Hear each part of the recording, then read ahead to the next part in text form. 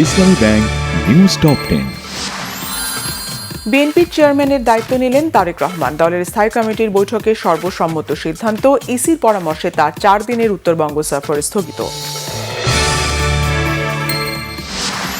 তারেক রহমানের সঙ্গে বৈঠক করেছেন পাকিস্তানের হাইকমিশনার ইমরান হায়দার, জার্মানির রাষ্ট্রদূত ডক্টর রুডিগার রোজ ও অস্ট্রেলিয়ার হাইকমিশনার সুজান রাইল। বিদ্রোহী প্রার্থীদের দলের সিদ্ধান্ত মেনে মনোনয়ন প্রত্যাহারের আহ্বান জানিয়েছেন বিএনপির স্থায়ী কমিটির সদস্য নজরুল ইসলাম খান। বেগম জিয়ার কবরে শ্রদ্ধা নিবেদন। বেগম খালেদা জিয়া আজীবন গণতন্ত্র ও মানুষের অধিকার প্রতিষ্ঠার জন্য সংগ্রাম করেছেন। কবি নজরুল সরকারি কলেজে মিলাদে বললেন ঢাকা 6 আসনে বিএনপির প্রার্থী ইশরাক হোসেন।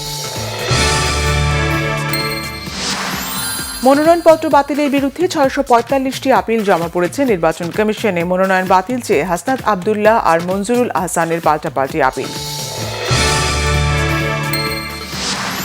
হাজার হাজার ফাঁদ জব্দ হলেও থামছে না সুন্দরবনের হরিণ শিকারীদের দৌরাত্ম্য। পাতা ফাঁদে আটকে মারা যাচ্ছে বিভিন্ন জাতের প্রাণী।